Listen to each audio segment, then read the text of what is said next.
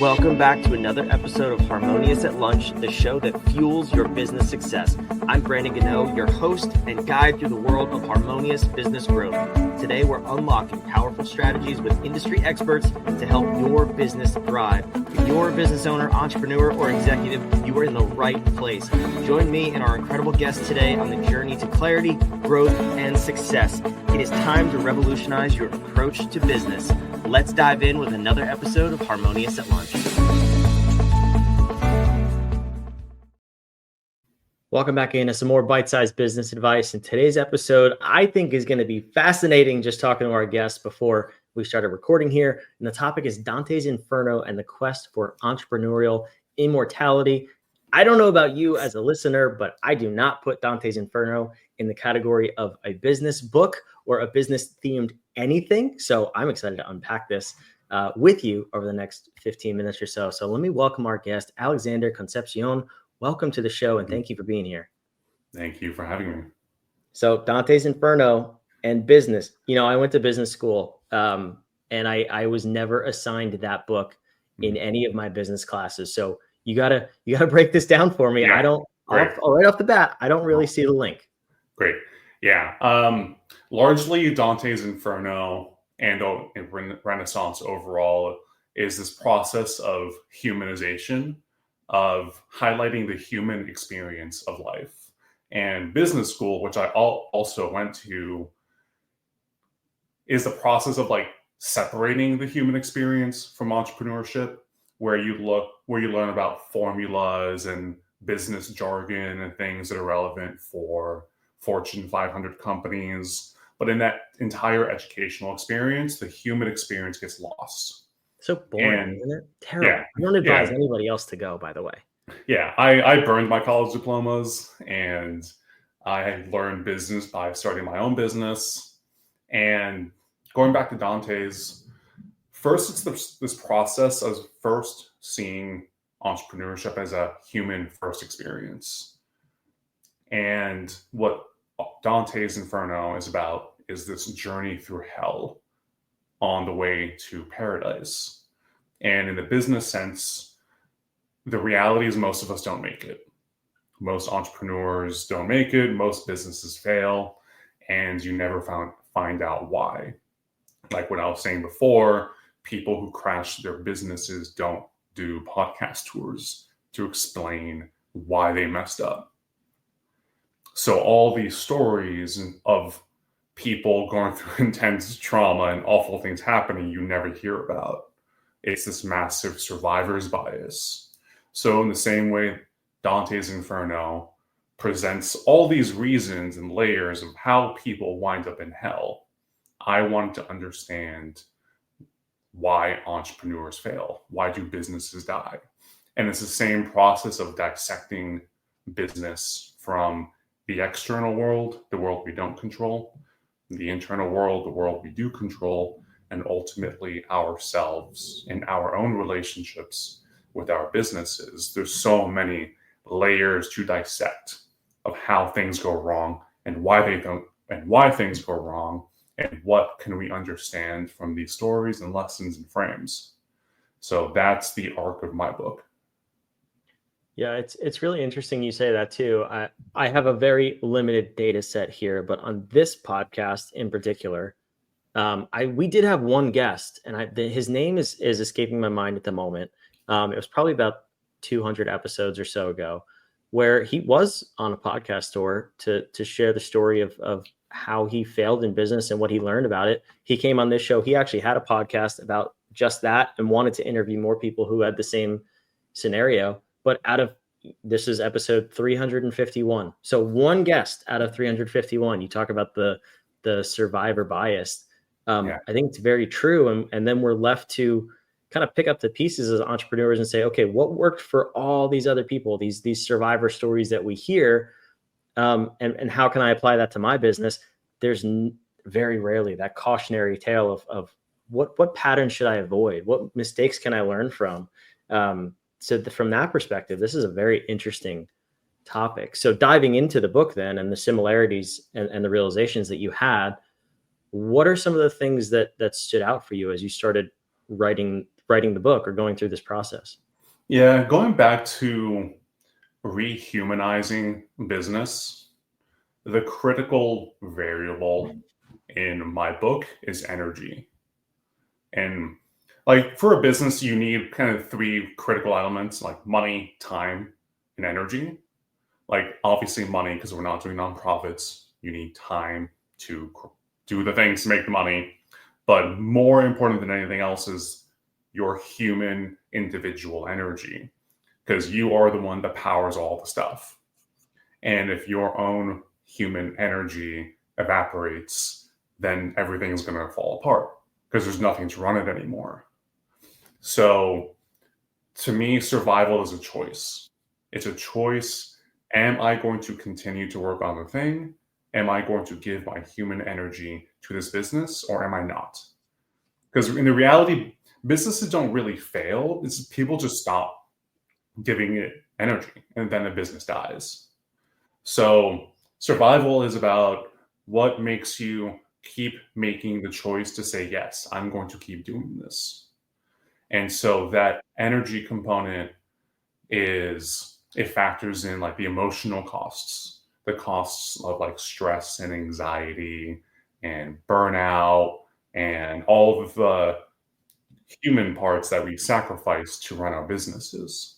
Because if that thing falls apart, then everything falls apart. Yeah. How do you kind of determine, and this is you specifically, Uh, and maybe even other people that you've talked to or work with, like how do you determine those things that you effortlessly give energy to versus those things that maybe suck your energy? Because I think like the burnout conversation, for example, is to me just a misallocation of your own human resource to the things that drain your energy rather than the things that give you energy. And I think it's different for all of us. It's a unique yeah. makeup for everybody, but failing to identify what those two buckets are is really what causes burnout and then business failure ultimately. I'm curious your take on that. Yeah. Building on that idea, I think it's totally right. I think burnout is so common because we tend to look at business in the business school way, which is very Mhm. spreadsheet, numbers, KPIs type orientation. But what you don't see on spreadsheets is your own human energy. Like there's no line item for physical exhaustion or emotional exhaustion. So we treat it as this, as if it's an infinite resource, and it's not. We're just drawing all this human energy from ourselves like infinitely, and then we get surprised of like, oh, how do we run out of that? So I think practically it's important to treat like your own personal human energy as another line item. Mm. Because imagine being really profitable and really miserable. Well, I mean, you don't have to imagine it. There's Right. a ton of people doing that. Yeah. And to me, that's not surviving No. because it's not even about the business surviving. It's about you, the entrepreneur, surviving. And I even argue at the end of the book, if you're in a bad relationship with your business, then it's better to shut it down. Or maybe sell it or do something else or change your relationship with the business. But it's more important that you personally survive, that the energy, like the brilliance and creativity and problem solving version of yourself survives. And if your business has to go for that version of you to survive, then so be it. Because I think there's a lot of people who don't like their businesses. They don't have healthy relationships with their businesses. And they still kind of grit their teeth and keep working on it and keep working on it. When in reality, they're also looking for permission that maybe it's okay to shut it down and move on to something else. I find that with all levels of the business, employees too. You go into so at Human Op, we have actually uniquely found a way to add that line item in for the human energy component, and through our algorithm and our analysis, we can tell if someone's either burnt out, on the verge of burnout, or doing things that actually energize them and help them thrive, not just survive. But employees, I think, are even more guilty of this because as entrepreneurs, we are, I like to say, naturally creative, or a little bit more creative than the average employee. And you find that people are just sticking out in jobs and roles that they don't like. They're doing things that burn them out, and they're afraid to say anything because they can't picture the consequences. So in this analogy, I think, that really is hell, right? It's like you're selling your soul for a paycheck. Yeah. That's whether you're the entrepreneur or the employee, anywhere in between. It just doesn't make sense to me. And so, now that we're talking about this, the analogy is very real, and I think it's on point what you've done here with your book. Mhm. What have the response been from people when they read this, whether it's the entrepreneur, the employee? Um, do people really resonate with this? Yeah. It's all the feedback that I've gotten has been pretty deep and profound Hmm. because I know nothing like this has ever been done, but I think it's so necessary. And since you have, whether people want it or not, more and more people are going to kind of get backed into a corner, and entrepreneurship is going to be the only way out. Yeah. So you're going to have a lot of smaller micro businesses, and the smaller business becomes, the more intimate and personal and human it becomes. And that's why I think it's so important to treat entrepreneurship and business as primarily a human experience. I think that's what gets lost. Yeah. Yeah, I absolutely agree. And we need to get back to embracing that part of ourselves too, the human part, and not saying I need to look like somebody else or perform a certain way. Like, truly understanding yourself first is immensely powerful. And I think we've seen this to some degree over the past, I'll say, 2 decades. You look at, I'll use a seemingly crazy example of craft beer, right? I mean, 2 decades ago, craft beer was a thing. It wasn't really the craze that it is today. Now you have microbreweries, you have different labels and brands, and you even have the big companies like Anheuser-Busch creating quote unquote craft beer. It's because locally people wanted to do this thing. They wanted uh, to pour their heart and soul into a product that they loved and then share it with the local economy. Yeah. And I think we're getting back to that in a variety of different industries, but it's that human piece. This is my take on this thing. Mhm. And craft breweries are wildly successful because they're not trying to be Anheuser-Busch. They're just Yeah. trying to be themselves. And so I agree with what you're saying, and I hope more people do embrace that. What do you say is that first step? So somebody, let's say someone's hearing this or someone reads your book, and we're both now encouraging them to embrace the human element, start a business, start a micro business, and then see where it goes from there. Understanding everything from the perspective of your book, what is that first step to embrace the human element and put that into their individual business? Yeah. It's funny that you brought up craft brewery as an example, because one of the people in my book is my cousin who's in the process of opening up his small neighborhood microbrewery That's in crazy. in Miami, and he's one of the heroes of the book. And he is that kind of person whose brewery is going to be an amazing expression of who he is. And I'm super excited to see it.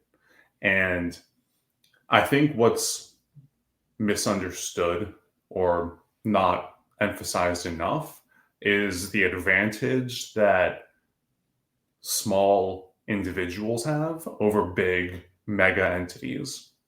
For example, I've got a small real estate company in Texas called Taco Street Locating, and I it's a business that helps people find apartments, but I'm in a niche where there's much bigger players with much bigger resources, with way more agents, with way more everything that I have.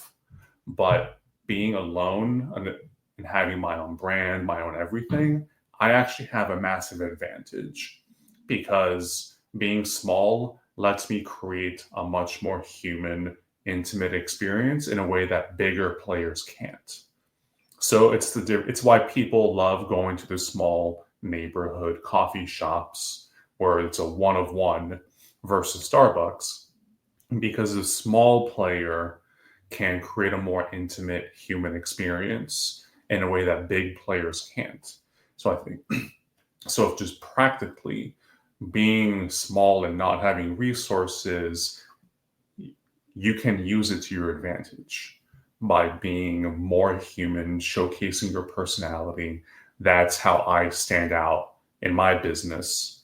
So one of the chapters in the book is about competition, and I argue that competition is not real in business, because in a competition, it's like chess. It's me versus you, and whoever fulfills the rules better or scores more points wins the prize. But in business, it's the customer, the consumer choosing this, say, brewery versus that brewery. So it's the customer that has a choice. They have agency in this decision. So the risk to you as a business owner is not that another business beats you in a game. The risk is that you get replaced, is that someone chooses not you. So it's all about the choice. And what most businesses do is they commoditize. They just copy what everyone else is doing. And this is pretty much every industry. Like, if you just imagine like real estate agents or personal injury attorneys or nail salons, everyone's kind of doing the same thing the exact same way.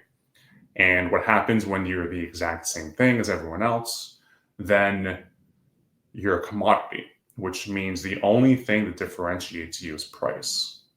And I'll argue that a commodity business like that isn't even a business. You're effectively being a freelancer to a market that you don't control, because you don't control pricing anymore. So flipping the idea of a commodity, something that's infinitely replaceable, to something that's irreplaceable, is a monopoly, where you are the one of one. And if you're a monopoly, like, you are the only one. You can't be replaced.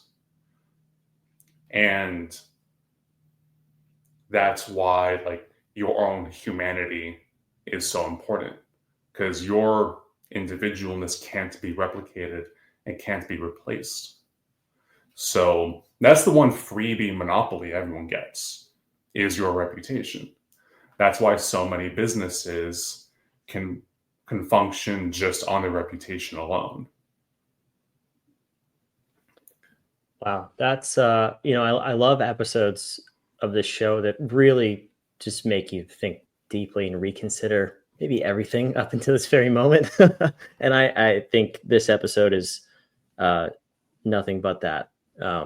That's a really, really interesting perspective that I think myself, I know for sure I'm going to spend some time thinking about that, but you as the listeners too.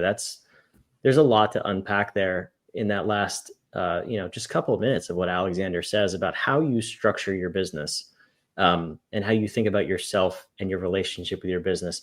I'm sure the book is jam-packed of thought-provoking statements just like that one.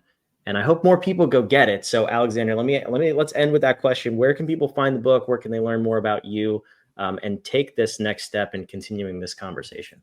Yeah, the book is at survivalfirstbook.com. It's on Amazon. There's an audiobook that I personally recorded. So if you want to listen to me talk for 9 hours, like, that's an option. It's in all the available channels. I'm not that hard to contact. So if people read the book and they want to really go deep into this journey with me, then, like, I'm super into it. I love it. That's fantastic. The link is on the screen, survivalfirstbook.com. It's also down below in the show notes, wherever you're watching or listening, along with more links, social media, and everything else about Alexander and the book. So could definitely go check that out. Let me end with this one question then, because the book and the concept is so big and it's so disruptive. If there were, let's say, someone who's in business and it's not going as smoothly as they thought it would, or at least they wanted it to at the beginning, what would the one thing be that you would want them to get out of reading this book? Simplify is just the most elegant, effective approach to risk. Simplification is just the process of reducing the surface area of disaster. I like it. Well, that's amazing, Alexander. Thank you so much for being here. This is a great episode. Yeah, thank you for hosting me. For those of you watching, listening, wherever you are, again, links down below in the show notes. We hope you enjoyed this one. We'll see you on tomorrow's episode of Harmonious at Lunch. Thanks for listening to another episode of the Harmonious at Lunch podcast. Make sure you subscribe on whatever platform you're on, and we want to invite you to join us in the Small Business Success Facebook group, our private group where guests and listeners come together to grow your business. We want impact-driven entrepreneurs who are ready to go to the next level in this group so we can all share ideas, collaborate, and grow our businesses together. Go to whatif.com/group, and we want to invite you to join today. See you on the next episode of Harmonious at Lunch.